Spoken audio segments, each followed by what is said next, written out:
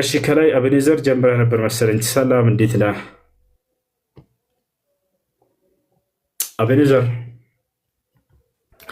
አቤት ሰላም ነው። እንዴት ነህ? ጸጋና ሰላም ይብዛልህ። ይመስገን ደህና ነኝ። እሺ ጥያቄ አለህ ወይንስ እንጠይቅህ? ምረጥ አንተ ደስ ያለህ።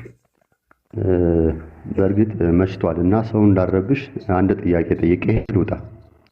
እሺ ጠይቅ።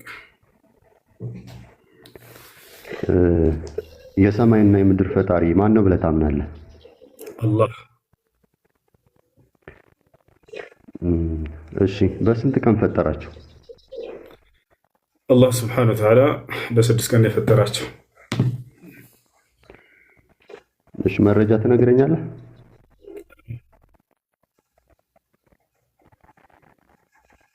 መረጃ ትነግረኛለህ? አዎ እነግርሃለሁ። እሺ አላህ ስብሐነ ወተዓላ ሲናገር ይሆናል ወለቀድ ኸለቅነ ሰማዋት ወልአርድ ወማ በይነሁማ ፊ ሲተቲ አያሚን ወማ መሰና ምን ሉጉብ ይላል ሱራ አሕቃፍ ላይ 7 ሰማያትን 7 ምድርን ማነው ሰማያትና ምድርን እንዲሁም በመካከላቸው ያሉትን ፍጥረት በ6 ቀን ፈጠርኳቸው እያለ ይናገራል። በሱረቱል ፉርቃን ላይ አላሁ አለዚ ኸለቀ ሰማዋት ወልአርድ ወማ በይነሁማ ፊ ሲተቲ አያም ይላል። በሱረቱል ሰጅዳም ላይ ልክ እንዲሁ እኔ አላህ ማለት ሰማያትና ምድርን በ6 ቀን የፈጠርኩኝ እያለ ይናገራል። ኢነ ረበኩም አላሁ አለዚ ኸለቀ ሰማዋት ወልአርድ ፊ ሲተቲ አያም ይላል ሱረቱል አዕራፍ ላይ እኔ ጌታቸው አምላካቸው አላህ ማለት ሰማይና ምድርን በ6 ቀናቶች የፈጠርኩኝ እያለ ይናገራል። ሀይ እና ታዲያ ሁለት አላህ ነው እንዴ ቁርአን ላይ ያለው? እንዴት አንድ ነው? ምክንያቱም ሌላ ቦታ ላይ በ8 ቀን ፈጠርኩ ይላል። በ8 ቀን ለአይልም ሱረቱል ፉሲለት ላይ ያለው ነው። ገራሚ ገለጻ ነው። እንደውም ከፈለክ ላስረዳ። በ8 ቀን አይልም ላስረዳ። ማውቀ ሌላኛው አለ ሌላኛው አላህ አትበላ። ይኸውልህ ሌላ አላህ የለም በቁርአን ላይ አንድ አላህ ነው ያለው። አንተ ያልተረዳኸውን አስረዱ ይበል እንመለሳለን። እሱ አቤኔዘር አንድ አላህ ከሆነ ቁርአን ሁሉም በ6 ቀን ነው ማለት ያለበት። በ8 ቀን ይላል እዚያ ጋር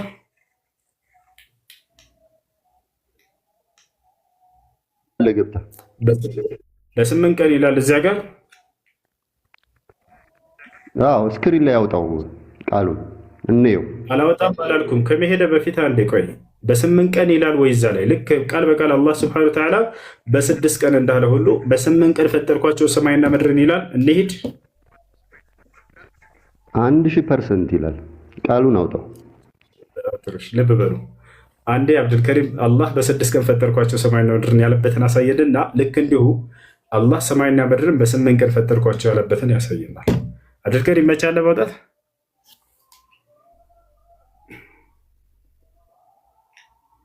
አብዱልከሪም ሱረቱ ሰጅዳ የመጀመሪያው ገጽ ላይ ያወጣለት አላህ ሰማይና ምድርን በ6 ቀን ፈጠርኩኝ እንዳለ።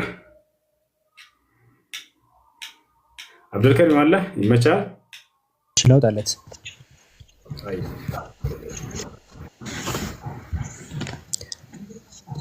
እሺ ያወጣለት ነው።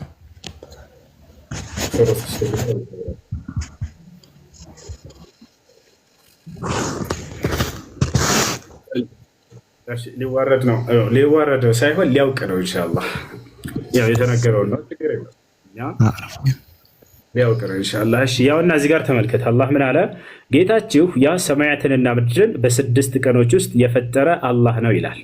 አየህ አይደለ? አሁን ልክ እንዲሁ አላህ ጌታቸው ያ አላህ ምንም ችግር የለም አይበል።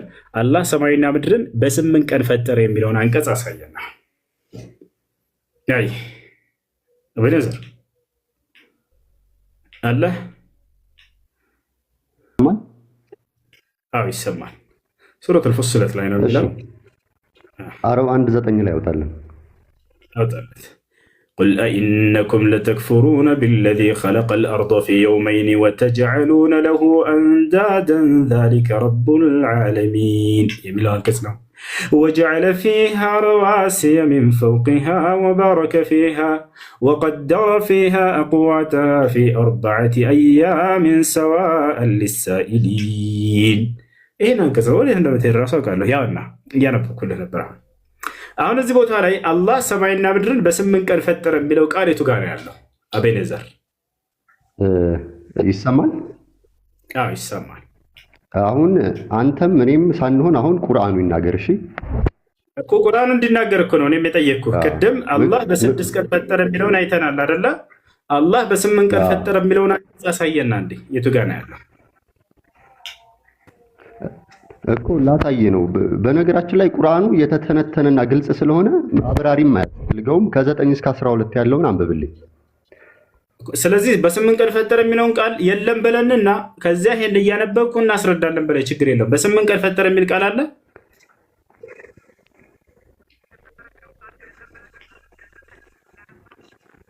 አብረዘር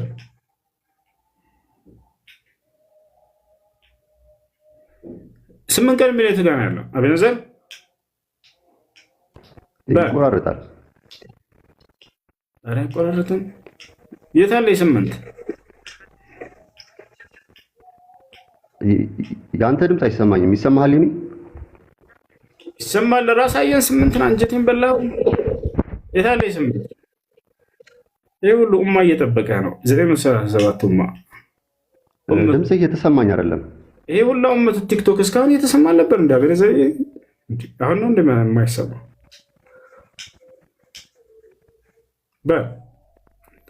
ኡመቱ ቲክቶክ እየጠበቀ ረብ አላህ በደንብ ይሰማል።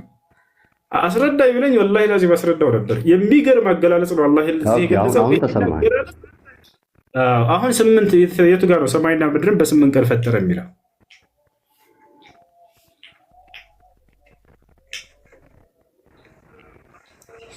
በቃ ምንም ማድረግ አይቻልም። ላስረዳቸው ልጆች። ይሄ የሚገርም በጣም ደስ የሚለኝ አንቀጽ ነው። እየተሰማኝ አይደለም። ይቅርታ በጣም እስካሁን ሲሰማ ነበር። አቤነዘር ተው እንጂ አሁን ነው ገስት ላይ ይሰማል። አሁን ይሰማል። አሁን ይሰማል። በቃ ከተሰማ አሁን ሰማይና ምድርን በ8 ቀን ፈጠረ የሚለውን ቃል አሳየና ኃይለ ቃል እናውጣና። እሺ አሁን ሁለተኛ ጥያቄ የማደርግልህ በቅንፍ የሆኑትን አናነብም ስናነብ፣ ምክንያቱም በቅንፍ የሆኑት የእናንተ ጭማሪ ናቸው፣ የቁርአን ወይ የአላህ አይደሉም። አቤነዘር ቀጥታ የተናገርከውን አሳየን። በ8 ቀን ፈጠረ የሚለውን ቃል አሳየን። እኔ በ6 ቀን ፈጠረ የሚለውን ቃል እንዳሳየው።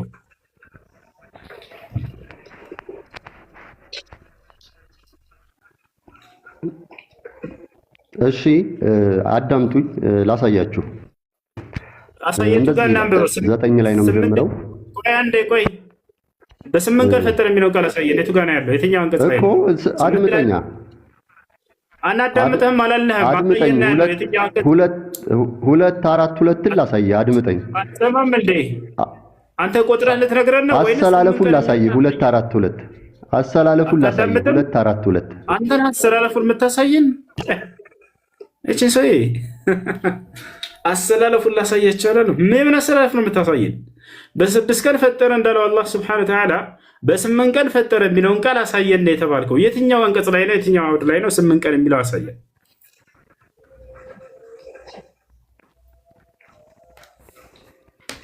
አትፍራ እንጂ ላሳይህ እኮ ነው። አድምጠኝ ዝም ብለህ። ዝም ብለን አናዳምጥህም። ሙስሊሞች ነን እኛ፣ ክርስቲያኖች አይደለንም። እዛ ሄድና ቄስህ ሲነግርህ ጸጥ ብለህ አዳምጥ። እንደዛ አይደለም። ይሄ የሙስሊም ቤት ነው።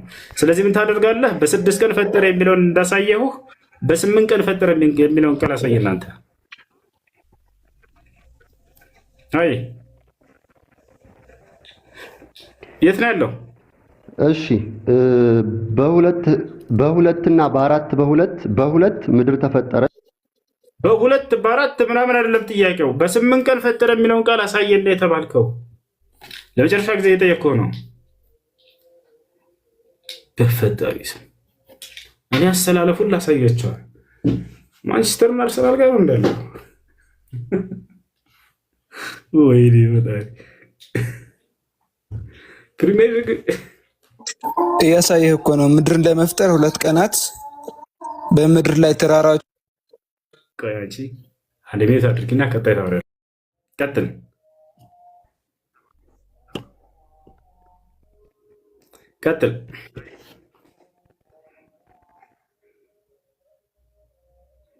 እሺ ለመጨረሻ ጊዜ ቀጥል። አሎ ይሰማል ወይ? ምንም ድምፅህ እየተሰማኝ አይደለም የምትለው ነገር። በቃ ካልተሰማ አንተኛው ቀጥል። ከፈለክ ይሄን ርዕስ፣ ከፈለክ የምትፈልገውን ርዕስ፣ ከፈለክ ጥያቄ ጠይቅ፣ ከፈለክ መጽሐፍ ቅዱስ ላይ ጠይቅ። ምረጥ አንተ። ኢትዮ ኦርቶዶክስ ሚውትን አንሳ። ባስመረጥኩ መሰረት መርጠህ ቀጥል። በድምር እየነገረህ እኮ ነው። 2 ቀን 4 ቀንና 2 ቀንና 6 ቀን አይመጣም እያለህ እኮ ነው። ተረዳው እንጂ አንተ። ቆይ አንዴ ስለ ድምፅህ እየተሰማኝ አይደለም። ከሰማኸኝ አስተካክላለሽ። አንተ በዚህ ላይ ትቀጥላለህ፣ እሱ በጀመረው ትቀጥላለህ ወይንስ ጥያቄ አለህ ወይንስ እንጠይቅህ? ምረጥና ከዛ ትቀጥላለህ። ኢትዮ ኦርቶዶክስ እንትን በዚህ ላይ አልቀጥልም። እንትን ስማኝ፣ እሺ በዚህ ላይ ሳይሆን ቅድም ሳወራ የነበርኩ ሰው ነኝ። እሺ ኦኬ። እንትን ማርቆስ 9:28 ላይ ደርሰን ነበር። ምንድን ነው እዛ ታስረዳ ነገር ነው? አንዴ ለማንኛውም ያለ ነገራቸው እዛ ምንድን ነው የሚለው? ኢየሱስም ህዝቡ እየሮጠ እንዲ አንድ ጊዜ ቆይ፣ አንድ አብዱልከሪም እዛ ጋር ያድርግላቸውና ላስረዳችሁ። አንድ የተጠየቀውን ሊያነሱ የፈለገውን ነገር መጀመሪያ ጀምሬ እያነበብኩላችሁ ነበር። ይህ አምላክ አላህ ስብሐነሁ ወተዓላ ሰማይና ምድርን በ6 ቀን ፈጠርኩኝ ብሎ ዝም ያለ አምላክ አይደለም። አምላካችን አላህ ለምሳሌ መጽሐፍ ቅዱስ ላይ እግዚአብሔር ሰማይና ምድርን በ6 ቀን ፈጠረ፣ ከዚያም አረፈ፣ እግዚአብሔር ተነፈሰ ይላል። እንደዛ ብሎ ሂሳብ የለም። እዚህ ሰማይ ምን ያክል ቀን ተፈጠረች፣ ምድር ምን ያክል ቀን ተፈጠረች የሚለውን አላህ ስብሐነሁ ወተዓላ የገለጸበት ስፍራ ነው። የትም ቦታ መጽሐፍ ላይ አታገኙም ይሄን ማብራሪያ። በነገራችን ላይ አሁን ተመልከቱ። ቁል አኢነኩም ለተክፍሩነ ቢለዚ ኸለቀል አርደ ፊ የውመይን ይላል። በላቸው አለ። አንዴ ቤት አድርጉት። በላቸው አለ። በላቸው የተባሉት ማናቸው? ነቢ ሰለላሁ ዐለይሂ ወሰለም አላህ ነው እያላቸው ያለው። እናንተ አላቸው በዚያ ምድርን በ2 ቀኖች ውስጥ በፈጠረው አምላክ በእርግጥ ትክዳላችሁ፣ ለእርሱም ባላንጣዎችን ታደርጋላችሁ ሆነ ያ ይህንን የሰራው የዓለማቱ ጌታ ነው አለ። አሁን ምድርን በስንት ቀን ይፈጠራል? ልጆች ጻፉ። ምድር ስንት ቀን ወሰደች? ምድርን በ2 ቀን አለ አላህ። ምድርን በ2 ቀን። አሁን አውርደው ቀጣይ 10 ትንሽ ከፍ አድርገን 10 ላይ ምን ያህል ደግሞ ተመልከቱ። እሺ በእርሷም በምን ላይ? በምድር ላይ ማለት ነው። ልብ በሉ። በእርሷም በምድር ላይ ከበላዩዋ የረጉ ጋራዎችን አደረገ፣ በእርሷም በረከትን አደረገ። ልብ በሉ። ምድር ስትፈጠር መጀመሪያ ብቻዋን ነች፣ ጋራ አልነበራትም ማለት ነው። ከዚህ የምትረዱት ጋራን ከዚያ በኋላ እንዳደረገ እየነገረ ነው። በእርሷም በረከትን አደረገ፣ በውስጧም ምግቦቿን ገብታችኋል። ካለፉት 2 ቀኖች ጋር በ4 ቀናት ውስጥ ለጥያቄዎች ትክክል ሲሆኑ ወሰናል። ስለዚህ ምድር ከላይ በስንት ቀን ተፈጥራለች? በ2 ቀን ብሎናል። አሁን ደግሞ አላህ ስብሐነሁ ወተዓላ በሌላው ሁለተኛ ቀን ምን አደረገ? የምድር ተራራዎችን በረከቶችን እንደገና ፈጠረባት። በአጠቃላይ ስንት ሆነ? 4 ቀናቶች ሆኑ ማለት ነው። ከዚያ ሰማይን ደግሞ 11 ላይ ወረደ። ሰማይ 4 ከዚያም ወደ ሰማይ እርሷ ጭስ ሆና ሳለች አሰበ። ለእርሷም ለምድርም ወዳቸውም ሆነ ወይንም ጠልታችሁም አላቸው ታዛዦች ኑ አላቸው ይላል። ታዛዦችም ሆነን መጣን አሉ ይላል። ከዚህ የምትረዱት ደግሞ ሰማይን አላህ ስብሐነሁ ወተዓላ በቃሉ እንደፈጠራት ነው። ታዲያ እቺ ሰማይ ስንት ቀን ወስዳለች የሚለውን የት ነው የምናገኘው? ቀጣዩ ላይ በ2 ቀኖችም ውስጥ 7 ሰማያት አደረጋቸው አለ። ስለዚህ ሰማይ ስንት ቀን ወሰደች? 2 ቀን። ምድር ስንት ቀን ወሰደች? 2 ቀን። የምድር ላይ በረከቶች ተራራ፣ ሸንተረር፣ ዛፍ በረከቶች እንዳለ የምድር ፍጥረት ሁሉ ስንት ቀን ወሰዱ? 2 ቀን። በአጠቃላይ ስንት ቀን? 6 ቀን ማለት ነው። ቅርቢቱም ሰማይ በመብራቶች አጌጥን አለ። ያ ማለት ይቺ የምድራችን ሰማይ 7 ሰማያቶች አሉ። ከ7ቱ ሰማያት ይቺ አሁን የምድራችን ሰማይ ነች። መብራቶች የተባሉት ምን ናቸው? ፀሐይ፣ ጨረቃ፣ ከዋክብቶች። እነዚህ ያሉት በዚች በሰማይ ላይ ነው። በሌሎቹ 6 ሰማያቶች ላይ የለም እንደዚህ አይነት ነገር። ገብታችኋል? አላህ ስብሐነሁ ወተዓላ ይህንን ብርሃን ያደረግኩት በቅርቢቱ ሰማይ ላይ ነው ብሎ ተናግሯል። በቅርቢቱም ሰማይ ላይ መብራቶችን አጌጥን አለ። ከሰይጣናት መጠበቅን ጠበቅናት ይላል። ማለት ሰይጣናቶች ወደ ሰማይ እንዳይሄዱ ታገዱ። በእነዚህ ከዋክብቶች አይታችሁ ከሆነ ከዋክብቶች ይወረወራሉ። ተወርዋሪ ከዋክብቶች አሉ። እነዚያ ስራቸው የከዋክብቶች ዓላማ የተፈጠሩበት ለ3 ዓላማ ነው። አንደኛው ሰይጣናትን መምቻ ነው። ይህ የአሸናፊው የአዋቂው ጌታ ውሳኔ ነው አለ። አላሁ አክበር። ስለዚህ ይሄ ነው። ስለዚህ ምንድነው እየተናገረ ያለው? አላህ ስብሐነሁ ወተዓላ መጀመሪያ ምድርን ፈጠራት። መጀመሪያ ሲፈጥራት ምድር ለምጣ ነበረች። ማለት ተራራ፣ ሸንተረር ምናምን ዛፍ፣ ውሃ ምናምን የላትም ነበር። ለምጣ መሬት ብቻ አድርጎ ፈጠራት። ከዚያ ቀጣይ ምንድነው የተፈጠረው? ሰማይ ተፈጠረች። ገብታችኋል? እዚህ ቦታ ላይ ቅደም ተከተሉን እንደገና በማን ነው በሱረቱል ናዚዓት ላይ ቅደም ተከተሉን ስላስቀመጠው እዚያ ላይ ማለት ነው። ሰማይን በሁለት ቀን ፈጠራት። ከዚያ በኋላ እንደገና የምድር ተራራዎችን ሸንተረሮችን ምናምን በሁለት ቀን፣ በአጠቃላይ በ6 ቀን ነው እየተናገረ ያለው። ይህ ማብራሪያ የት ነው የሚገኘው? ቁርአን ላይ ብቻ። መጽሐፍ ቅዱስ ላይ ያለው ላወፍ እግዚአብሔር ሰማይንና ምድርን ፈጥሮ እረፍት ኢጃዛ እንደወሰደ ይናገራል መጽሐፍ ቅዱስ። የእረፍት ጊዜ ወስዷል እግዚአብሔር፣ ከስራውም ሁሉ ተንፍሷል። ልክ ስራ ሰርታችሁ እስኪ ልረፍ እንደምትሉት እግዚአብሔር ስራን ሰርቶ ሲጨርስ ተንፍሷል ይለናል መጽሐፍ ቅዱስ። ከዚያስ እረፍት ወስዷል። እረፍት ወስዷል እግዚአብሔር። ኢጃዛ ቀን አለው፣ የእረፍት ቀን አለው። ስራ ሰርቶ ሲጨርስ የእረፍት ቀን አለው። አንድ አብዱልከሪም አውጣና አሳያቸው። ያው እግዚአብሔርም የሰራውን ስራ በሰባተኛው ቀን ፈጸመ፣ በሰባተኛው ቀን ከሰራው ስራ ሁሉ አረፈ ይላል። ይታችኋል። አረ ሰርቶ ሲጨርስ ትንፋሽ ሁሉ ወስዷል፣ ተንፍሷል። እንደተነፈሰም አሳያቸው። ተነፈሰ። ቆይ ያለ ጥቅስላት ስራ ሰርታችሁ ተንፍሳችሁ አታውቁም? ደግማችሁ ከዛ ረፍት ወስዳችሁ አታውቁም? ያው እሺ ልቀጥል። ዘጸአት 31:17 ቆይ እግዚአብሔር ሰማይና ምድርን በ6 ቀን ስለፈጠረ በሰባተኛውም ቀን ከሰራው ስራ ስላረፈና ስለተነፈሰ ይላል። ከሰራው ስራ ስላረፈና ስለተነፈሰ ችግሩ ከዚያ በኋላ ነው። ችግሩ ከዚያ በኋላ ነው። እግዚአብሔር እረፍት ወሰደበትን ቀን ስራ መስራት ክልክል ነው። እንደ ክርስትና የሰራ ሰው ይገደል ተብሏል። ይገደላል። የሰራ ሰው በሰንበት ቀን የሚሰራ ገደሉት ብሏል እግዚአብሔር። ለምን ከተባለ እግዚአብሔር ስራን ሰርቶ ሲጨርስ ያረፈበት ቀን ነውና ይላል። ወላ ይላል። ተመልከቱ፣ ያንን አሳያቸው። በሰንበት ቀን የሚሰራ ሰው ይገደል።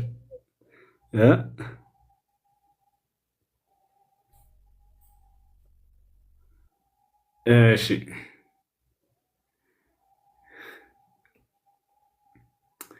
እሺ ኦሪት ዘጸአት ምዕራፍ 31 ቁጥር 14 ኦሪት ዘጸአት ምዕራፍ 31። ኧረ አንዴ ልቀጥልና ልውጣ ብሮ። ቆይ አንዴ። ስለዚህ አለ እግዚአብሔር ለእናንተ ቅዱስ ነውና ሰንበትን ጠብቁ፣ የሚያረክሰውም ሰው ሁሉ ፈጽሞ ይገደል፣ ስራንም በእርሱ የሰራ ሰው ከህዝቡ መካከል ተለይቶ ይጥፋ። ሰንበት ቀን እግዚአብሔር ስራውን ሰርቶ በሰባተኛው ቀን ያረፈበት ስለሆነ 6 ቀንን ስራ ይላል። ቀጣዩን አንዴ 15 አውጣ ወርድ ብሎ 15 ላይ ብል ይላል 6 ቀን ስራን ስራ ተብለሃል የክርስቲያን ህዝብ። ሰባተኛውን ቀን ግን ለእግዚአብሔር የተቀደሰ የእረፍት ሰንበት ነው። በሰንበት ቀን የሚሰራ ሁሉ ፈጽሞ ይገደል። ያ ሰላም። በሰንበት ቀን የሚሰራ ፈጽሞ ይገደል። ለምን? እግዚአብሔር ያረፈበት ቀን ነው። እናንተም እንዳትሰሩ በዚያ ቀን ተብሏል። እሺ እሺ፣ ጥያቄ ምንድን ነው? ቀጥላ። እሺ የቅድሙን መልስልኝ። ማርቆስ የትኛው? ማርቆስ 9:25 ላይ ምንድን ነው የሚለው አይተዋል? እኔ አዝዝሃለሁና ከእርስ ውጣ ከእንግዲህ አትግባ ነው የሚለው። ወይኔ በፈጣሪ እሱም ጠይቀህ እኮ መለስኩለት። ኧረ አልመለስክልኝም። ኮኔክሽን አስወጥተኛል። አየሽ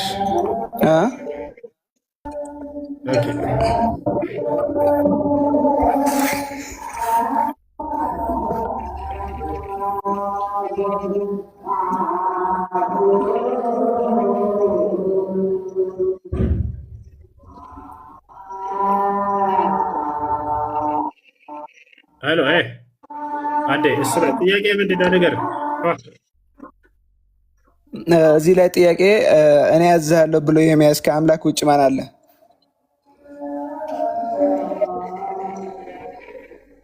ምን አልከኝ?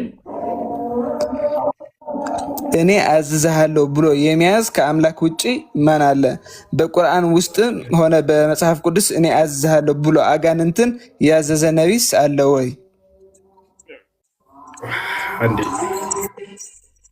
አንዴ ጥቅስ ናወጣለትና እዚያ ላይ እናወራለን። አብዱልከሪም ማውራት ይፈልጉት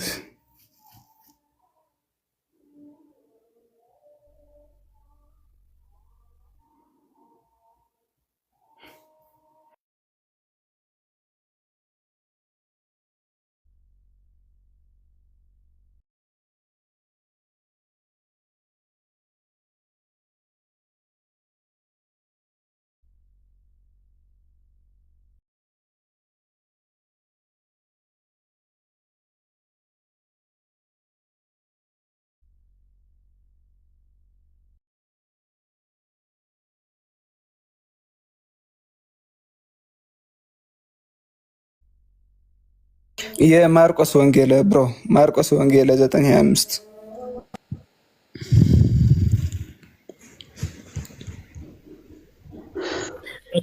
ሜት ነኝ እንዴ? አንድ አብዱልከሪም አውጣለት። ያውና እሺ፣ በብና እዚህ ጋር ማስረዳት የምትፈልገውን አስረዳ።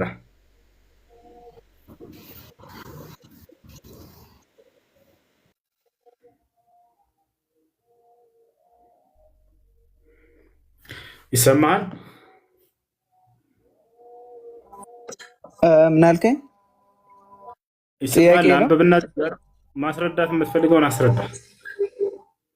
እዚህ ላይ እሺ ላንብብልህ። ምን ይላል? ኢየሱስም ህዝቡ እየሮጡ እንደተሰበሰቡ ለይቶ ርኩስን መንፈስ ገሰጸና አንተ ድዳ ደንቆረው መንፈስ እኔ አዝዝሃለሁ ከእርሱ ውጣ፣ እንግዲህም አትግባበት አለው። እሺ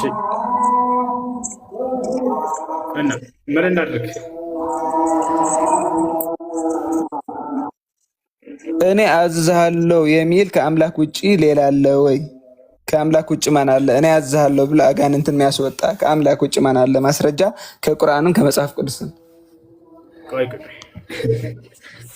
ኢየሱስ ክርስቶስ በማን ኃይል ነው አጋንንትን የሚያስወጣው? በኃይል አይልም። እኔ አዝዝሃለሁ በስም አላለም። እኔ አዝዝሃለሁ ነው የሚለው። የሚያዘው እኮ እሱ ነው። እሱ ያዘውም እኮ አይደለም ወገናችን። ሰውየውን አጋንንቱን የሚያስወጣበት ግን በማን ኃይል ነው የሚያስወጣው? ኢየሱስ ክርስቶስ። አንተ አዝዝሃለሁ ብለህ ልታስወጣ አትችልም። በአላህ ስም ካላልክ በስተቀር እንደዛ አትችልም። አይፈቅድልህም። አስተምህሮቱ አይፈቅድልህም። ኢየሱስም ነቢይ ቢሆን በራሱ እኔ አዝዝሃለሁ አይልም ነበር። ወላሂ ያዘዝናቸው እኛ እና አጋንንትን የምናስወጣቸው አንተ አታስወጣም ማለት ነው። እኔ አዝዝሃለሁ ውጣ እንለዋለን እኮ አጋንንትን። ግን በማን ኃይል ነው የምታስወጣው ብትለኝ በአምላክ በአላህ ስብሐነሁ ወተዓላ ኃይል ነው። ኢየሱስ ክርስቶስም አንዴ ቆይ ተረጋጋ። በማን ኃይል ነው አጋንንትን የሚያስወጣው ኢየሱስ? መልስ አንዴ።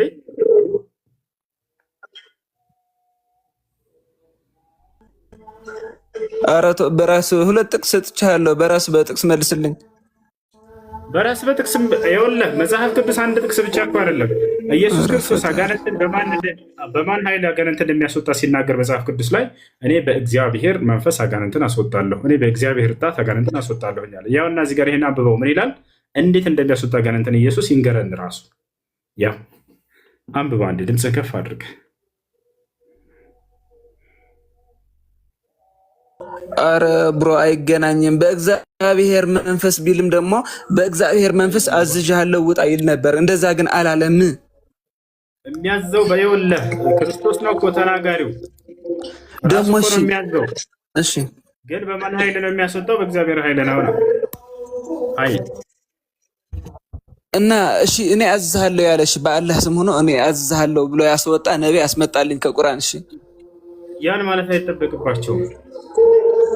ያን ማለት አይጠበቅባቸውም።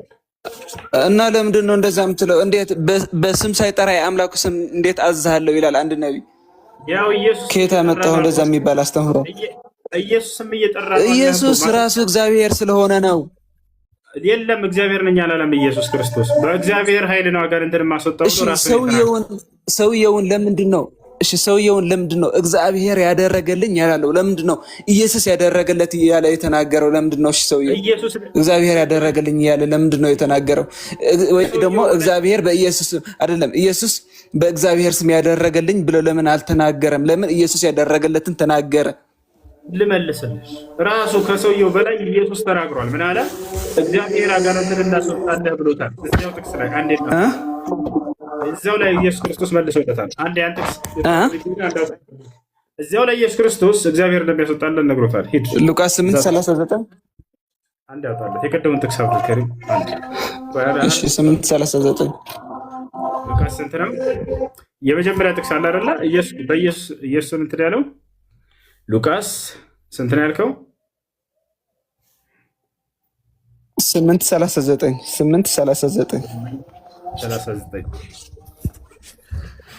አዎ ማን እንዳደረገለት ይሄንን ኢየሱስ ራሱ ነገረው። ማን ማለት እግዚአብሔር ነው። ነገር ግን ወደ ቤትህ ተመለስ አለው። ማን እግዚአብሔር ማን ይሄን እያለ ያለው? ነገር ግን ወደ ቤትህ ተመለስ የሚለው ማን ነው? እሺ ላስረዳህ እንዴ። ነገር ግን ይላል ኢየሱስ ነው እንደዛ የሚለው ወደ ቤትህ አስረዳኝ አይደለም ያልኩህ እኔ ማለት እሺ ነገር ግን አንተ እንድትረዳ ምን እንጠይቀኝ። ነገር ግን ወደ ቤትህ ተመለስ እያለ ያለው ማን ነው? ኢየሱስ። በጣም ጥሩ። እግዚአብሔር እንዴት ያለ ታላቅ ነገር እንዳደረገለህ ንገር ብሎ አሰናበተው አለ። ይሄን ነገር ያደረገለት ወይንም የተደረገውስ ድርጊት ምንድን ነው? ድርጊቱ አጋንንትን ማስወጣት። ማን ያደረገልህ ብሎ ኢየሱስ ክርስቶስ ነገረው? እግዚአብሔር ብሎ ነገረው። እግዚአብሔር ብሎ ነገረው አይደል? እግዚአብሔር እንዴት ያለ ታላቅ ነገር እንዳደረገለት። አዎ። ስለዚህ የድርጊቱ ባለቤት ዋናው ማን ነው? እግዚአብሔር ነው። ግን በማን በኩል ቀጥል። ኧረ መቁረጥ ጥቅስ መቁረጥ አትውደድ። ቀጥል። እሺ ኢየሱስም ምን ይላል? ስርዓት አውራ አታ ጥቅሱ ላይ አውራ። ጥቅስ ቆረጥ። እሺ ስነ ስርዓት አድርጌ እኮ ነው የማወራህ። እሺ ቀጥል። አትቁረጠው። አትቁረጥ አትበል። አሁንም በድጋሚ እኛ አልቆረጥንም። በስነ ስርዓት አውራ። እሺ ጥቅሱ ላይ ይኸው፣ እዚህ ላይ ጥቅሱ ላይ ትኩረት አድርገህ አውራ። ይቷል አይደል? ይኸው ምን ይላል? ይህ የድርጊቱ ባለቤት ቀጥል። እሺ ድርጊቱን ያደረገው ማን እንደሆነ ተናገረ። ከማንም በላይ ኢየሱስ ክርስቶስ እግዚአብሔር እንዳደረገው ተናገረ። ኢየሱስም እንዴት ያለ ታላቅ ነገር እንዳደረገለት በከተማው ሁሉ እየሰበከ ሄደ አለ። ገብታችኋል አይደል? ማነው ኢየሱስም ይላል? ምንድን ነው የሚለው? ኢየሱስ የሚለው ለምንድን ነው? ኢየሱስ ምንድን ነው ያለው? እግዚአብሔር ያደረገልህ ታላቅ ነገር ሂድ ተናገር አለው አይደል? ሰውየው ደግሞ ኢየሱስ ያደረገለት ተናገረ። ሰውየው ኢየሱስ እግዚአብሔር መሆንን እየመሰከረ ነው። እንደዛ ይለው ኢየሱስ እግዚአብሔር መሆኑን እየመሰከረ አይደለም። አሁን አዳምጥ፣ በቃ ላስረዳሽ። ቅድም ኢየሱስም እንዴት ያለ ታላቅ ነገር እንዳደረገለት ለምን እግዚአብሔር ለምን አላለው? ልጁ ሰውየው ነፃ የወጣውን ለምን ኢየሱስ ያደረገልኝ ለምን አላለም? ማነው እግዚአብሔር ያደረገልኝ ለምን አላለም? ጠየቅ አይደል? ልመልስልህ። አዳምጣ። እሺ አሁን አዳምጥ። አንደኛ የተደረገው ድርጊት ምንድን ነው? አጋንንት ማስወጣት። ገብታችኋል አይደል? ዋናው የድርጊት ባለቤት አለ፣ ይህን ጸጋ የዋለ እንዲሁም ደግሞ ምክንያት የሆነ አካል አለ። የድርጊቱ ዋናው ባለቤት ማን ነው ከተባለ እግዚአብሔር ነው። ይህም ማን የተናገረው? ራሱ ኢየሱስ ክርስቶስ እግዚአብሔር እንዳደረገው ተናገረ። ያው ነገር ግን ይህን በማን በኩል ነው የተደረገው ከተባለ በእኔና በዚህ ሰውዬ ምክንያት ሳይሆን በኢየሱስ ክርስቶስ በኩል ነው። ምንድነው? ክርስቶስ ምክንያት ነው። ታዲያ ኢየሱስ ክርስቶስ አስወጣልኝ ቢል ይሄ ሰውዬ ችግር አለው ወይ? ላ ሂዶ አንድ ሚዩት አድርግ፣ እስክጨርስ ሚዩት አድርግ። ሰውየው ሂዶ ኢየሱስ ክርስቶስ አስወጣልኝ ቢል ይሄ ሰውዬ ችግር አለው ወይ? ላ ችግር የለውም። ምክንያቱም በእርሱ ምክንያት ስለሆነለት። ገብታችኋል አይደል? እግዚአብሔር ነው ያስወጣውን ቢል ችግር አለው ወይ? ላ ችግር የለውም። ዋናው የድርጊቱ ባለቤት እርሱ ስለሆነ። ለምሳሌ እኔ ሐኪም ቤት ሄድኩኝ፣ መርፌ ወጋኝና ሐኪሙ ያንን ፈውስ አገኘሁኝ። ማን የፈወሰህ ብባል አላህ ነው ብል ወይንም ደግሞ ያ ምክንያት የሆነልኝን ዶክተር አከሌ ዶክተር ጋር ሄጄ እኮ በእርሱ ምክንያት ከእርሱ እኮ ነው የፈወሰኝ ብል ይሄ የሚጋጭ ነገር አይደለም። ገብታችኋል አይደለ? ዋና የድርጊቱ ባለቤት ማን እንደሆነ ክርስቶስ ከአምላክ እንደሆነ ተናገረ። አሁን እዚህ ቦታ ላይ ማን ሰውየው ሄዶ ማንን አለ? ኢየሱስ ይሄን አደረገልኝ ብሎ ለሰዎች ነገራቸው። ገብታችኋል አይደለ? ሁለቱም ያስኬዳል፣ ችግር የለውም።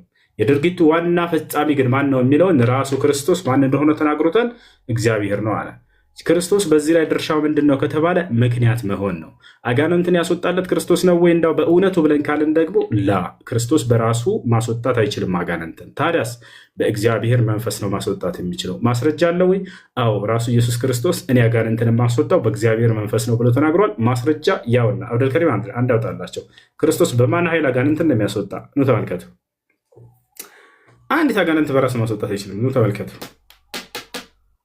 በእግዚአብሔር መንፈስ ነው አጋንንትን ማስወጣው ብሎ ኢየሱስ ቃል በቃል ራሱ ተናግሯል። መጽሐፍ ቅዱስ በመጽሐፍ ቅዱስ ይፈታል። ገብታችኋል? አንድ ጥቅስ ብቻ አይደለች መጽሐፍ ቅዱስ። አጋንንት ሲያወጣ በምን ኃይል ነው የሚያስወጣ የነበረው? ያውና እኔ ግን አለ ኢየሱስ በምን በራሴ ኃይል ላላላ በእግዚአብሔር መንፈስ አጋንንትን የማወጣ ከሆንኩ አለ። አላሁ አክበር። እኔ አጋንንትን የማስወጣው በእግዚአብሔር መንፈስ ነው አለ። በቃ ዘጋው እርሱ ራሱ ያ እሺ ይህን ይመስላል። በእግዚአብሔር ጣት ነው አጋንንትን ማስወጣው ይላል። በኩል የሚለውን እሺ ማስረጃ አምጣልኝ። እሺ በኢየሱስ በኩል እንዳወጣ ማስረጃ አምጣልኝ።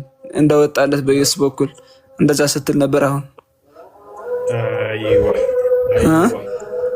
ማንኛውንም ድርጊት ሲያደርግለት የነበረው በኢየሱስ በኩል እንደሆነ የሐዋርያት ሥራ ምዕራፍ 2 ቁጥር 22 የጠየቀው ጥያቄ ቃል በቃል ተመልከቱ። በኩል የሚለውን አሳየና አለ የእስራኤል ሰዎች አይደለም አሁን የሰጠው ነው ያልኩት።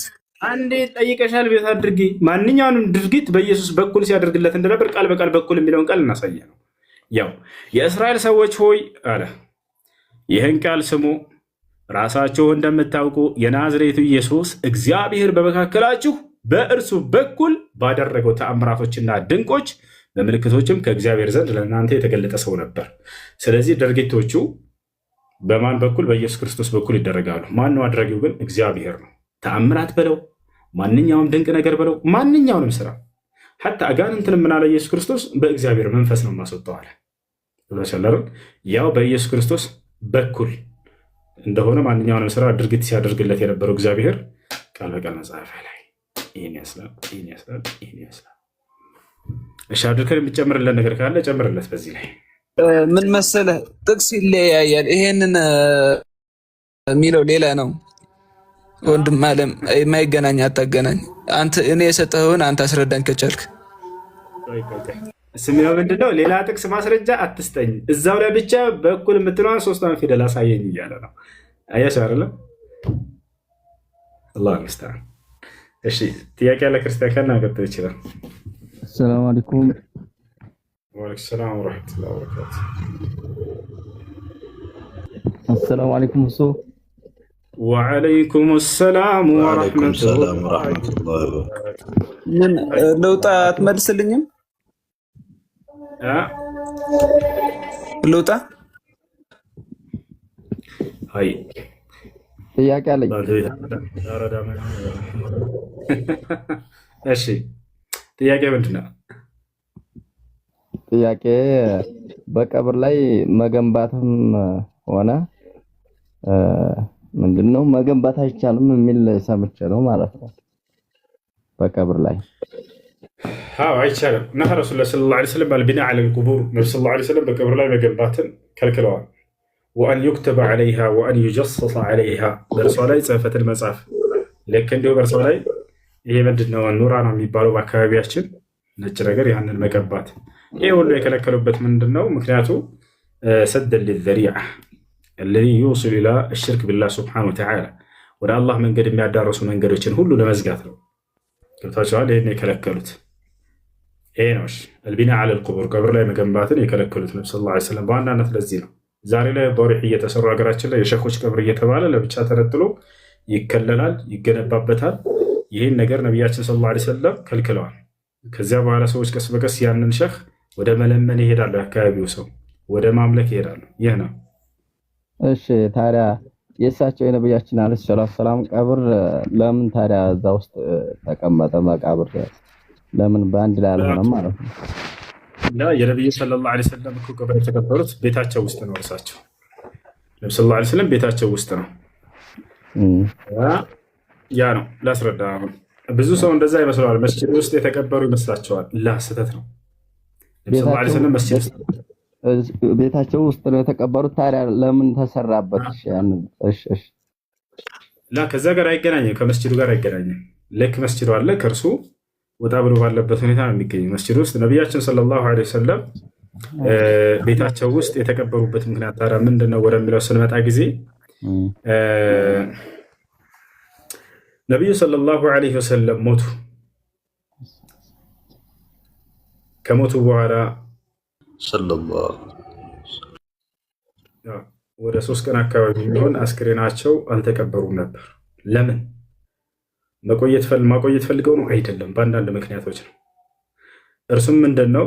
አስክሬናቸውን እንዴት እንጠብ በሚለው መጀመሪያ هل نجرد ثيابه أو نغسله على ثيابه ሰሃቦች በመካከላቸው ከነ ልብሳቸው እንጠባቸው ነብዩ ሰለላሁ ዐለይሂ ወሰለም አስክሬናቸውን ወይንስ አውልቀን እንደማንኛውም ሰው እርቃናቸውን አድርገን እንጠባቸው በሚለው ጉዳይ ሳይስማሙ ቀሩ። ሁሉም ሰሃባ ተሰብስበዋል ቤታቸው በሞቱበት ጊዜ። አነስ ብኑ ማሊክ በህይወታችን እንደዚያ ቀን ጨለማ ቀን አላለፈችም ብለው ይናገራሉ። በጣም አዝነው ነበር ሰሃቦች። የዚህ ዓለም ብርሃን የጠፉበት የሄዱበት ጊዜ ነው። አላህ በቁርአን ላይ ሲገልጻቸው የዚህ ዓለም ብርሃን አድርጌያለሁ ነው ያላቸው። ወሲራጀን ሙኒር አላቸው። የሚገርማቸው ሲራጀን የሚለው የፀሐይ መገለጫ ነው። ሙኒር የሚለው የጨረቃ መገለጫ ነው። የሁለቱንም መገለጫ ግን በእርሳቸው ላይ አድርጓል። ወለዚ ጀዐለ ሸምሰ ضያአን ወልቀመረ ኑረን አለ። እኔ ማለት ፀሐይን ነጸብራቅ ያደረግኩኝ ነኝ አለ አላህ። ጨረቃንም ብርሃን አደረግኳት በሌሊት ላይ አለ። ይህን የሁለቱንም የፀሐይንም የጨረቃንም መገለጫ በእርሳቸው ላይ እንዳደረገ ይናገራል። ያ አዩሃ ነቢዩ ኢና አርሰልናከ ሻሂደን ወሙበሽረን ወነዚራ ወዳዕየን ኢለላሂ ቢኢዝኒሂ ወሲራጀን ሙኒራ አላቸው። ያ ሰላም አንተ ነቢይ ሆይ አላቸው፣ እኔ አብሳሪና አስፈራሪ አድርጌ ልኬሃለሁኝ አላቸው። የሚያበስሩት አማኞችን በገነት የሚያስፈራሩት ከሃዲያኖችን በገሃነም። ወዳዕየን ኢለላሂ ቢኢዝኒሂ አላቸው፣ በእኔም በአላህ ፍቃድ ወደ እኔ ወደ አላህ የምትጠራ ነቢይ አድርጌ ልኬሃለሁኝ። ወሲራጀን ሙኒራ ሲራጀን ሙኒራ አንጸባራቂና አብሪ አድርጌ ልኬሃለሁኝ አላቸው። ይህ ብርሃንነታቸው ለማን ነው? ለዓለም ህዝብ ነው። የዓለም ብርሃን ናቸው። ወማ አርሰልናከ ኢላ ረሕመተን ልልዓለሚን ለዓለማት እዝነት አድርጌ ላኩ አላቸው።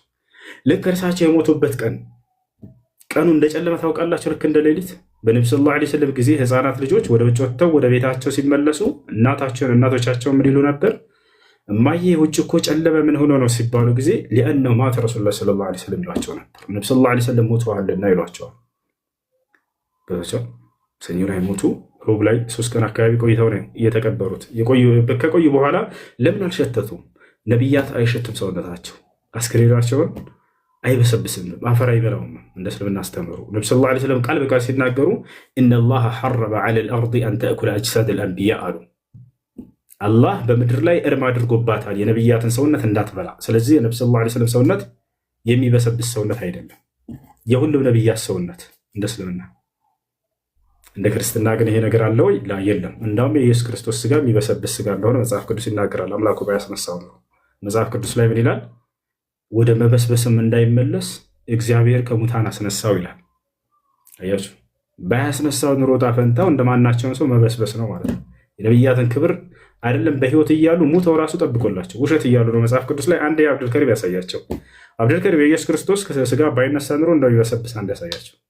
ይችን እናሳያቸውና ታሪኩን እንቀጥላለን። እሺ እናሳያቸው። እኔ ከራሴ አንዳች አልናገርም፣ እንዳነበብኩ እናገራለሁ። ንግግሬም ቅን ነው፣ በማስረጃ እንጂ ለማስረጃ አይደለም። አሁን የኢየሱስ ክርስቶስ ስጋ ባያስነሳው ኑሮ እንዳይበሰብስ እናሳያችሁ። የነቢያቶች አስክሬን ደግሞ እንደማይበሰብስ ቃል በቃል እናሳያቸዋለን በሐዲስ ላይ የሐዋርያት ሥራ 1334 እንደገናም ይላል ልታያቸዋል። እንደገናም ወደ መበስበስ እንዳይመለስ ከሙታን እንዳስነሳው ይላል። አያቸው አይደለም? እንደገናም ወደ መበስበስ እንዳይመለስ ከሙታን እንዳስነሳው ይሄ ነው። አላህ የነቢያቶችን አስክሬን ደግሞ እንደማይበሰብስ እንዳደረገላቸው በእስልምና በማስረጃ እናሳያቸው። ሙሐመድ ሙቶ በስብሶ ይሏቸዋል አይደለ? ላይበሰብሱም ነቢ ሰለላሁ ዐለይሂ ወሰለም። እንዳውም የሚበሰብሰው የኢየሱስ ክርስቶስ ስጋ ነበር ባያስነሳው ኑሮ። እድሜ ለአምላኩ ያውና አምላኩ አስነሳው። አናሳያቸው እንደ መጽሐፋቸው ነው። ታዲያ ተኽሪጅ ሐዲስ ኢነላህ አውጣላቸው ሐዲስ ላይ ሐረመ ዐለል አርዲ አን ተእኩለ አጅሳደል አንቢያ እንትን ላይ አውጣላቸው። እዚህ ጋር ካየኸው ማለት ነው ኢየሱስን ሳይበሰብስ ተነሳ ለማለት ሌሎቹን እኮ ነቢያትን አበሰብሷቸው አይተሃል። ዳዊት በራሱ ዘመን የእግዚአብሔር ሐሳብ ካገለገለ በኋላ አንቀላፍ ከአባቶች ጋር ተጨምሮ በመስበስና ይል ሌሎቹን አበሰብሷቸው ተመልከተ። ነገር ግን እንደ እስልምና እናሳያቸው። አቡ ዳውድ 1047 ያወጣላቸው ለከሪ ሱና ዶትኮም ላይ አቡ ዳውድ 1047። እሺ ከላይ ሸሃዳ እስልምናን መቀበል የሚፈልግ ሰው አለ?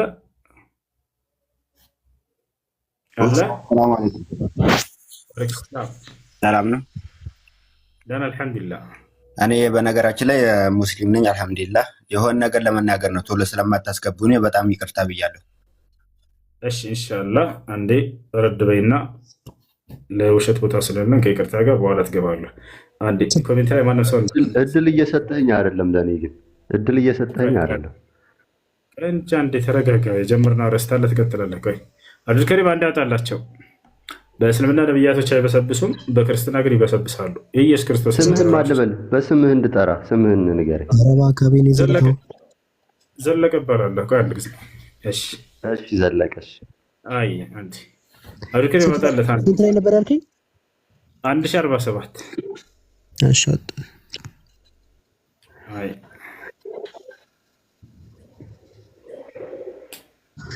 አብዳውድስ መጨረሻን ቃል አንብብላቸው። አላህ የነብያቶችን ሰውነት እንደማይበላ አንብብላቸው አንድ ጊዜ። እዚህ ጋር he replied Allah the exalted has prohibited the earth from consuming the bodies of the prophets የነቢያትን ቦዲ ያው ከእንትን ከማለት ከመበላት አላህ እንግዲህ ከልክሏታል ምድርን ማለት ነው።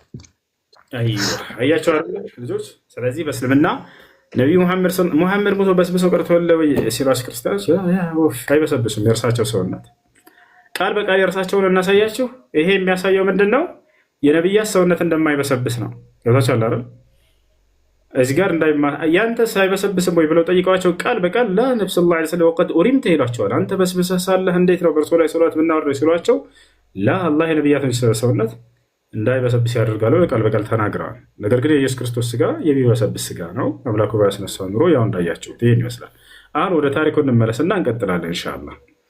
ከዛ በኋላ ነብያችን ሰለላሁ ዐለይሂ ወሰለም ካረፉ በኋላ አስክሬናቸውን በምን እንጠብ? 3 ቀን የቆየበትን ምክንያት ልንገራቸውና የልጁን ጥያቄ ለምን እዚያ ተቀበሩ የሚለውን እንመጣለን።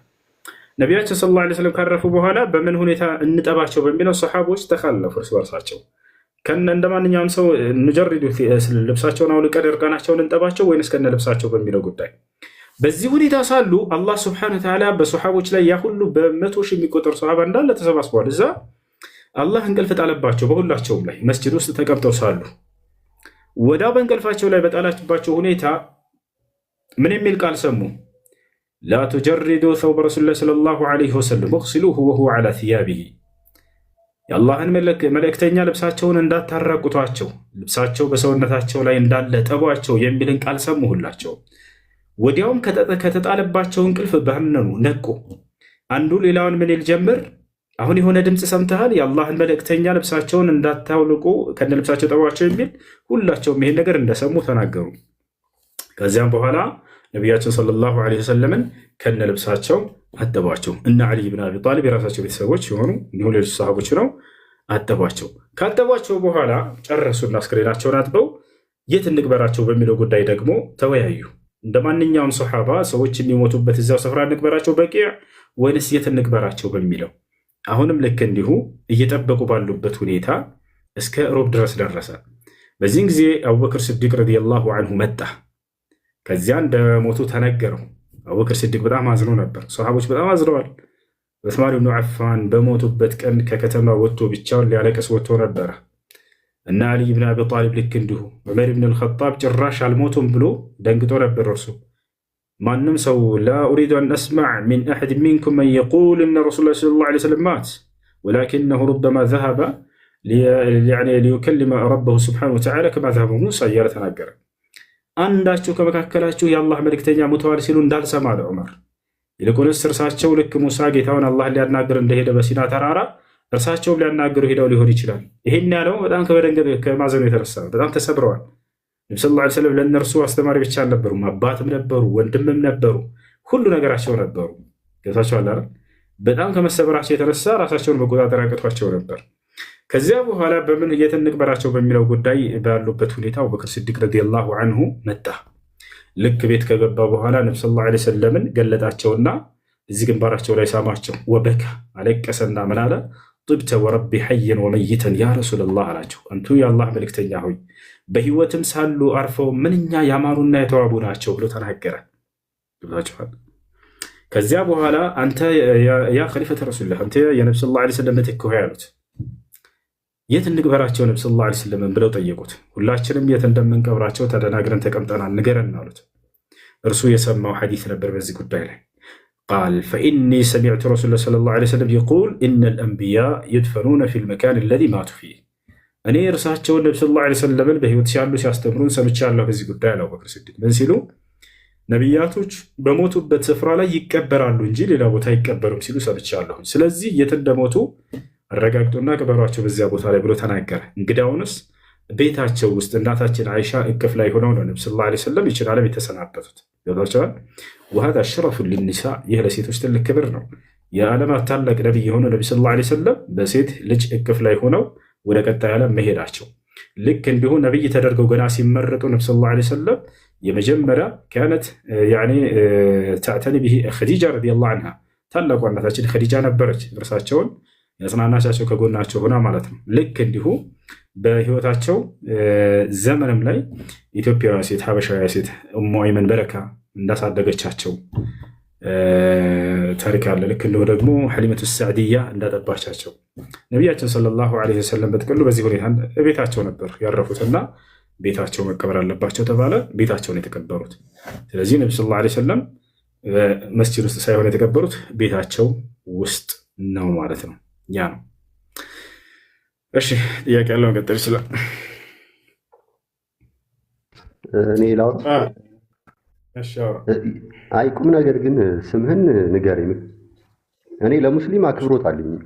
የሙስሊም ቤተሰቦች አሉ።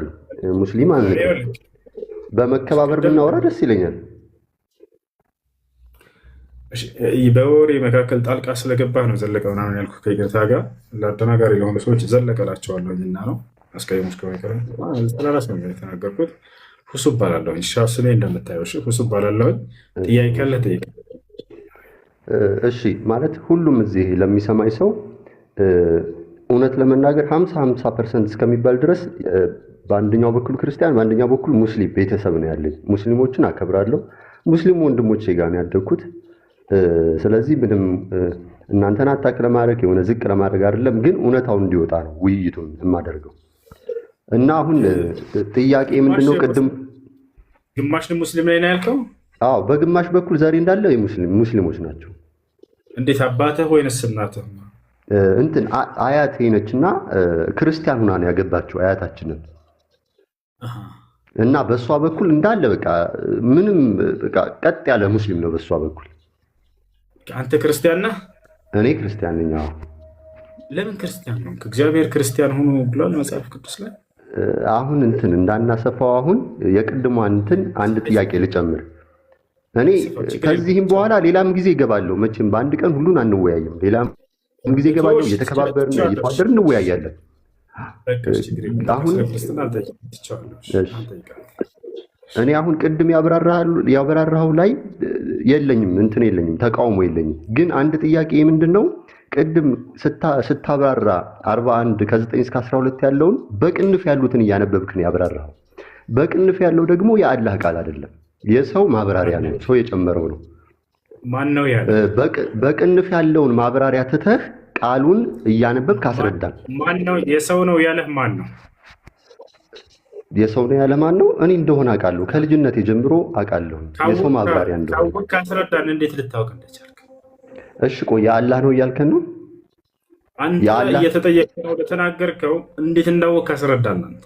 ኦኬ ከኦሪጂናሉ ከአረበኛው ብትሄድ አታገኘውም። ጀስት ለማብራራት አሁን እናውጣና አረበኛውን። ስለዚህ እያነበብክ እንደሌለ ልታስረዳን ነው ማለት ነው። እኔ አረበኛ አልችልም። ብችል ደስ ይለኛል አረበኛ። እውነት ለመናገር ኧረ ልታችል እንዴት ነው ታዲያ? ይሄ ነገር የለም እያልከን ያለው አሁን አረበኛ ለመቻሌ አለ የለም የሚለውን ነገር የሚያጠራጥር ከሆነ እሱን እንትን ስለ አረበኛ መቻል አይደለም ማቻል አረበኛ ግን አንተ እንዴት አረጋገጥክ ስንልህ ጊዜ አረበኛው ላይ ስለሌለ አልከን። አንተ እኮ ነህ ራስህ አረበኛ ትችላለህ የሚለው ልማር። እሺ ልማር ካንተ በቅንፍ ያለውን እሺ ንገረን። እሺ ልማር፣ ችግር ደስ ይለኛል። እሺ በርካታ ክርስቲያኖች በቁርአን ላይ ሄደው ሲያነቡ ጊዜ አረበኛውን በቅንፍ ያሉትን ሰው ከራሱ ሀሳብ የጨምራቸው ይመስላቸዋል። ሰው ከራሱ ሀሳብ የጨምራቸው ነገራቶች አይደሉም። ገብቶሃል አይደል? ነገር ግን እነዚህን አላህ ሱብሓነሁ ወተዓላ በምን ሁኔታ እንደፈጠረ የገለጸበትን በሌላ አንቀጾች ላይ የተገለጹትን ከዚያ በኋላ ከዚያ ጋር አያይዘው ነው የሚናገሩት። ለምሳሌ ቁርአንን ያወረደው ይልና በመካከል ወኢነሁ ለተንዚሉ ረቢል ዓለሚን ነዘለ ቢሂ ሩሑል አሚን ይላል። መንፈስ ይልና በቅንፍ ጅብሪል እያለ ያስቀምጠዋል። ገብቶሃል አይደል? እዛ ጋር መንፈስ የሚለው ላይ ግን ሱራ መርየም ላይ ጅብሪል የሚል ቃል አለ። ጅብሪል የሚል የለም። በቅንፍ ግን ጅብሪል የሚል አስቀምጠዋል። አሁን ልጁ ሀሳቡ ምንድነው መሰላቸው? ስህተቱ ከራሳቸው ነው የጨመሩት እያለን ነው። ከራሳቸው አይደለም ጅብሪል የሚለውን ነገር ግን በሌላ አንቀጽ ላይ ወደ ማርያም የመጣውን አካል ጅብሪል እንደሆነ ስለገለጸ አላህ ሱብሓነሁ ወተዓላ መልአክ እንደሆነ ስለገለጸ ያንን አንቀጽ አምጥተው ሰዎች እንዲረዱ ዘንድ እዚህ አስቀምጠውት ነው። ከራሳቸው ቢሆን ኖሮ ትክክል ነው፣ ይሄ ስህተት ነው ብሏል አይደል? ነገር ግን በሌላ አንቀጽ ላይ የተገለጸውን አምጥተው ሰዎች ይሄንን እንዲረዱት ያስቀመጡት ነው። ብሏል አይደል? ያ ነው። ስለዚህ አምላክ አላህ ሱብሓነሁ ወተዓላ መጀመሪያ ሰማይን በ2 ቀን ፈጠራት። ከዚያ በኋላ ማን ነው ምድርን መጀመሪያ በ2 ቀን ፈጠራት። ከዚያ ቀጥሎ የፈጠረው ምንድን ነው? ቀጥሎ ምንድን ነው የፈጠረው? ሰማይን ነው የፈጠረው። የሚገርም እሱ አንቀጽ ላይ ግን ምንድን ነው ያስቀመጠው? አይ ሰማይን ከፈጠረ በኋላ ምንድን ነው ያስቀመጠልን? በምድር ማን ነው ምድርን ከፈጠረ በኋላ በምድር ላይ ያሉ ተራራዎችን በረከቶችን ብሎ ተናገረ። አሁን እዚህ ቦታ ላይ ቅደም ተከተሉን እያስቀመጠልህ አይደለም። በሌላ ቦታ ላይ ሱረት ቅድም ስናገር አንተ አልሰማኸኝም፣ በአረበኛ ነው የተናገርኩት። ሱረቱ ናዚዓት ላይ ያልኩ ስነግራቸው ነበር አይደለም? አአንቱም አሸዱ ኸልቀን አም ሰማኡ በናሃ ረፈዐ ሰምከሃ ፈሰዋሃ ወአግጠሸ ለይለሃ ወአኽረጀ ዱሓሃ ወልአርض ባዕድ ዛሊከ ደሓሃ እያለ ይናገራል። አላህ ስብሓነሁ ወተዓላ እዚያ ላይ ሰማይን እንደፈጠራት የምድርን እንደገና ደግሞ መዘርጋት መደልደሏን ከዚያ በኋላ እንዳደረጋት ይገልጽልናል። ገብቶሃል አይደለ? እንዳጠቃላይ አላህ በሌላ ቦታ የተናገረውን አምጥተው እነዚህ ሰዎች በቅንፍ ያስቀመጡት ከዚያ እንጂ ከራሳቸው ሀሳብ አይደለም። ይህ ቁርአንን ካለማወቅ የመነጨ የሆነ ሀሳብ ነው። በሌላም ቦታ ላይ ወደ ማርያም የተላላት የሁን ቃሉ ይላል። ገብታችኋል? ሱራ አኒሳ ላይ አይታችሁ ከሆነ የሁን ቃሉ ይላል። የሁን ቃሉ የሚለው የለም እዚህ ጋር በአረበኛ ይሏቸዋል። አዎ እሱ ላይ የሁን ቃሉ የሚለው የለም። ግን በሌላ ቦታ ላይ ባለፈው ምዕራፍ ላይ በሱራ አሊ ዒምራን ላይ ገብርኤል በወጥቶ ወደ ማርያም እንዴት ልጅ ይፈጠራል በምትለው ጊዜ ሁን በሚለው ቃሉ ብሎ ነግሯት ነበር ከአላህ። ገብታችኋል አይደል? ያን የአላህን ቃል አምጥተው ሱረቱ ኒሳ ላይ ሁን በምትለው ቃል ብለው ይህንን የአማርኛ ትርጓሜ ያስቀመጡት። ስለዚህ በቅንፍ የተቀመጡ ሁሉ ከራሳቸው አይደለም ማለት ነው። ነገር ግን ወይ በቁርአን ላይ ወይ በሐዲስ ላይ የተቀመጡትን ነው።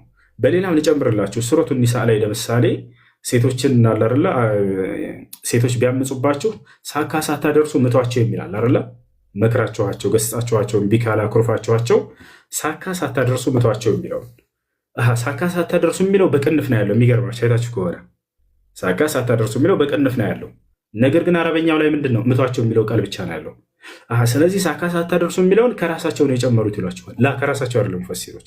ታዲያስ የአላህ መልእክተኛ ነብዩ ሰለላሁ ዐለይሂ ወሰለም ሐዲስ ላይ ቃል በቃል ሳካ ሳታደርሱ ብለው ቃል በቃል የተናገሩትን ነው። ገብቷችኋል አይደለ? ልክ እንዲሁ ከመጀመሪያ ሱረቱል ፋቲሃ ላይ በሉ የሚል መጨረሻ ላይ አላያችሁ? አሚን ካለ በኋላ በሉ ይላል። ኑ ላሳያችሁ አንድ ጊዜ ሱረቱል ፋቲሃን ስታነቡ በቅንፍ ላይ ይሄ በሉ የሚለው አረበኛው ላይ የለም ይሏቸዋል። እንዴት እንደምትመልሱላቸው ላሳያችሁ። ተመልከቱ።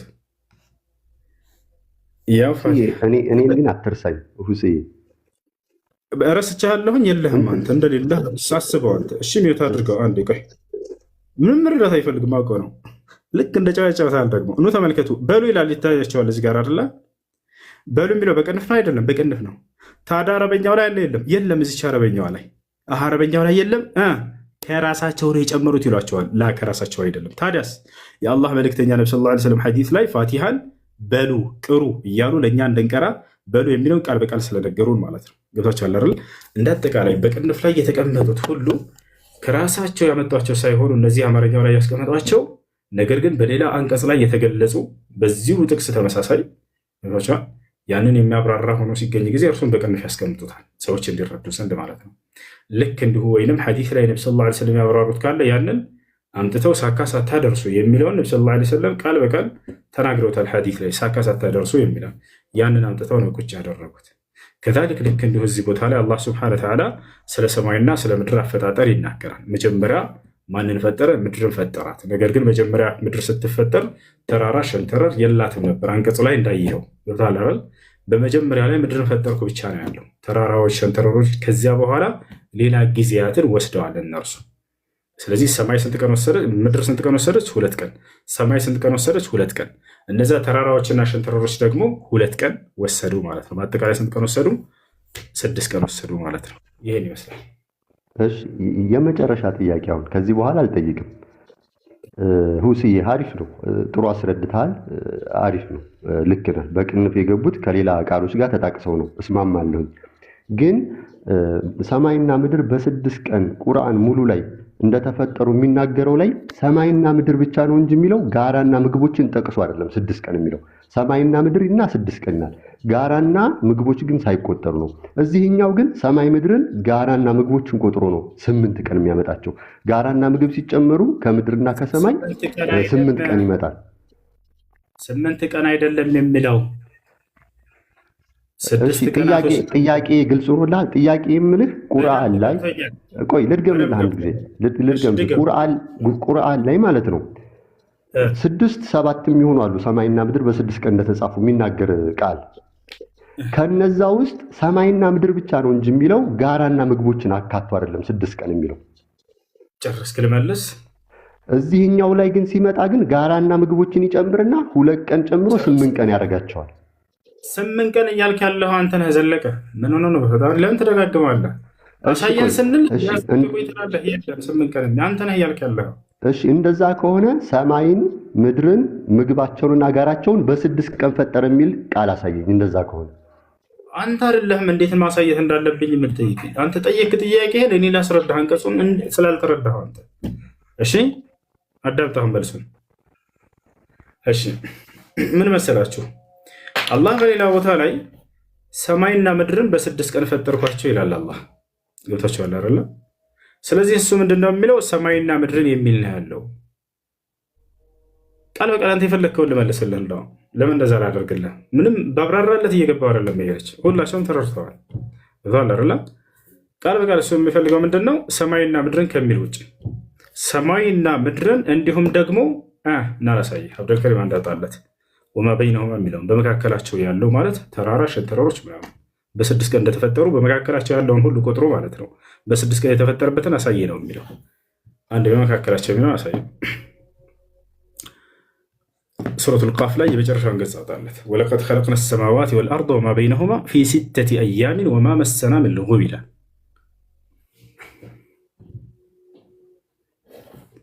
ሰማይና ምድርን ብቻ ነው የሚለው ሌሎቹ እያለን ነበር። ላ አይደለም፣ በመካከላቸው ጋራና ተራራ የሚል የለም ብሎ ነበር እና ልናሳይ ነው። በሰማይና ኮመንት ላይ ግን ማለት ነው በጣም እንትን የሚናገሩት ልጆች ይረፉ። እኔ መማር ነው የምፈልገው። እኔ መማማር ነው የምፈልገው። ይቅርታ በቃ ስለነሱ ይቅርታ በቃ ኮሜንት ላይ አትናገሩት። በቃ እሺ፣ ያላ አሁን ማስረጃውን እናሳይ። ሰማይና ምድርን ብቻ ሳይሆን ሌላም ነገራቶች በመካከል ያሉ ብሎ እንደገለጻቸው እነዚህን ፍጥረታቶች በ6 ቀን የሚለው ላይ አንድ ቦታ ላይ ልክ ነህ ሰማይና ምድር ይላል። ሌላ ቦታ ላይ ደግሞ አላህ ሱብሓነሁ ወተዓላ የጠቀሰበት ቦታ ላይ እነሱን ስላላያቸው ነው እናሳየ። አብዱልከሪም ሱራ ቃፍ ላይ ያወጣለት የመጨረሻውን ገጽ ያውና ወለቀድ ኸለቅነ ሰማዋት ወልአርድ ወማ በይነሁማ ፊ 6 አያም ወማ መሰና ምን ልጉብ። ወደ መካከል ላይ አንድ ወሰደው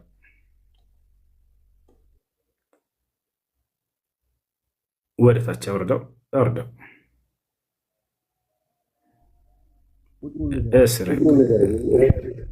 ችግር የለውም። በቃ ምዕራፍ 50 ትንሽ ከፍ አድርገው ያውና ምዕራፍ 50 ቁጥር 38 ይታያል። ምን ይላል? ሰማያትንና ምድርን ብቻ ላ አይደለም በመካከላቸው ያለውንም ሁሉ በ6 ቀን ውስጥ በእርግጥ ፈጠርን፣ ድካምን ምንም አልለካንም ማለት። እዚህ ቦታ ላይ አንተ ቅድም ያልከው ሰማይና ምድር በሌሎች ላይ ነበር። ይሄ ደግሞ እዚያ መካከል ላይ ያሉትን ፍጥረት ሁሉ አላህ ሱብሓነሁ ወተዓላ ገለጻቸው። በስንት ቀን? በ6 ቀን ብሎ ገለጻቸው። ይህን ይመስላል። እዚህ ላይ ግን በመካከላቸው የሚለውን ከዋክብትን አይመስልህም እንጂ ምድር ጋራና ምግብን አይመስለኝም። ጋራና ምግብ አይናገርም። ከዋክብትን ነው እዚህ ላይ የሚናገረው። አይደለም፣ በምድርና በሰማይ መካከል ያለው ከዋክብት ነው። ምግብና ጋራ ተራራ ሰማይና ምድር መካከል የለም። ይሄ አያስማማንም። አዳምጥ እንጂ እንዲህ በመካከላቸው ያለ ብሎ ገለጸ። አንድ አዳምጥ፣ አንድ ይታያል። አንድ እንዴት ዳሁን በምሳሌ እናስረዳ። አብዱልከሪም 2 ነገር አጠገብ አስቀምጥና አንዱን አንዱ ላይ ለጥፈ አንዱን አንዱ ላይ ለጥፈ ይህ የት ነው ያለው ብለህ ጠይቀው። በሁለቱ መካከል ነው ያለው ተብሎ ይገለጻል። ይወጣል አይደለ? ይሄ በሁለቱ መካከል ነው ያለው። ምድርና የነዚህ የት ነው ያሉት ከተባለ እነሱ በሰማይና ምድር መካከል ናቸው። ጋራዎች፣ ተራራዎች፣ ሸንተረሮች። ምድር ብሎ የገለጻት ያለ ተራራ ያለ ዛፍ ያለ ተራራ ብቻዋን የተፈጠረችዋን ምድር ብሎ የሚገልጸው አላህ እሷን ነው። በመካከላቸው ያለው የሚለው ደግሞ ለብቻው የተፈጠረ እንደሆነ ቀጥሎ እዛ አንቀጽ ላይ እኮ ያብራራለህ። ለዚያ ነው ከዚያም ጋራን ተራራን ሸንተረርን አደረግኩባት እያለ ይገልጸዋል። በሌላ ቦታ ላይ መካከል ብሎ ገለጻቸው እነሱን ማለት ነው። አሁን ተረድተሃል? እኔ መካከል የሚለውን ከዋክብትን እነ ፀሐይን ምናምን ጋላክሲን ነው እንጂ የምለው ተራራ መሬት ምግብ መካከል አይባልም፣ መሬት ላይ ነው የሚባለው። ምድርማ ለብቻዋ ገለጸልህ እኮ በፈጣሪ ስም። አሁን እዛው ላይ ሱረቱል ፉሲለት ላይ ሊመልሰን ነው። ምድርን ለብቻዋን የፈጠራት አልኩህ እኮ። ከዚያ እንደገና ጋራን ተራራን ሸንተረርን ከዚያ በኋላ ነው በእርሷ ላይ አድርጎ የፈጠረው። ገብቶሃል አይደለ? ምድር ራሷን የቻለች አፈጣጠር ነች። ሰማይ ራሷን የቻለች አፈጣጠር ነች። ከዚያ በኋላ እንደገና ለሁለት ቀን ደግሞ የወሰደ ምን አለ? ለብቻ የተፈጠሩ መካከል ላይ ይሆናሉ። ወማ በይነሁማ ብሎ የሚገልጸው እነርሱን ነው ማለት ነው። ይህ ነው። አሁን አንተ ፀሐይ በምድርና በሰማይ መካከል ያለ ይመስልሃል? ፀሐይ በሰማይና ምድር መካከል ነው አይደለም? ፀሐይ ናቸው እነርሱ ራሱ በዛን ጊዜ ነው የተፈጠሩት። አንዴ ላሳየህ። እነሱ በመካከል ከሆኑ እንዴት ተራራ ፀሐይ ጋር አብረህ መካከል ትለዋለህ? እነሱም ከምድር በላይ ስለሆኑ ጋራዎችና ተራራዎች ራሱ ማለት ነው። ለብቻቸው ራሳቸው ግን መሬት ላይ ነው ግን ያሉት። ምግብም ይሄ መሬት ራሱን ችሎ የተፈጠረ ነው። ይኸውልህ ቤነዝር መሬት ራሱን ችሎ የተፈጠረ ነው አይደለ? ለብቻው። ከዚያ በኋላ ጋራና ተራራ እንደገና ከእርሱ ላይ ያደረገና ፈጠራቸው። መሬት ስትል ጊዜ ከእርሱ ጋር አብሮ ተያይዘው የተፈጠረ ቢሆን እሺ፣ ነገር ግን ለብቻው ነው። እነ ጋራ ተራራ እነዚያ ከዚያ በሁለት ቀን እነዚያ ተፈጥረዋል። አሁን ማብራሪያዎችም ላይ ከፈለግ ከሊቃውንቶች እናሳየህ። ምን ይላል መሰለህ? ተፍሲር አልሙየሰር ላይ ወለቀድ ኸለቅነ ሰማዋት ሰብዕ ወልአርድ ወማ በይነሁማ ሚን አስናፍ ልመክሉቃት ፊ ሲተቲ አያም አለ። በመካከላቸው ያለውን ምን አለ? በእርሷ ላይ በምድር ላይ ያሉ ፍጥረታቶችን ሁሉ የፍጥረታት አይነቶች ብሎ ገለጻቸው። መካከል የሚባለው እኛ እዚህ መካከል ላይ ያሉት ሁሉ እንዳለ ፍጥረታቶች ማለት ነው። ጋራዎች አሉ፣ ሸንተረሮች አሉ፣ ሁላቸውም እነዚህንም ያጠቃልላል ማለት ነው። ይህን ይመስላል። በሌላ ቦታ ላይ ምን ይላል? وهذا إخبار منه تعالى عن قدرته العظيمة ومشيئته النافذة التي أوجد بها أعظم المخلوقات السماوات والأرض وما بينهما في 6 أيام أولها يعني يوم الأحد وآخرها يوم الجمعة من غير تعب ولا نصب ولا لغو يا الله سبحانه وتعالى. ስለዚህ አላህ ሱብሓነሁ ወተዓላ በመካከላቸው እያለ እየተናገረ ያለው እነዚህን መካከል ላይ ያሉትን ፍጥረታት ነው ማለት ነው። ይህን ይመስላል። እሺ እኔ አሁን ይሄ መካከል የሚለውን ቃል ማለት ነው አንድ ጊዜ እንፍታው። መካከል አሁን ለምሳሌ ፀሐይ በምንና በምን መካከል ነው የተንጠለጠለው? በሰማይና ምድር።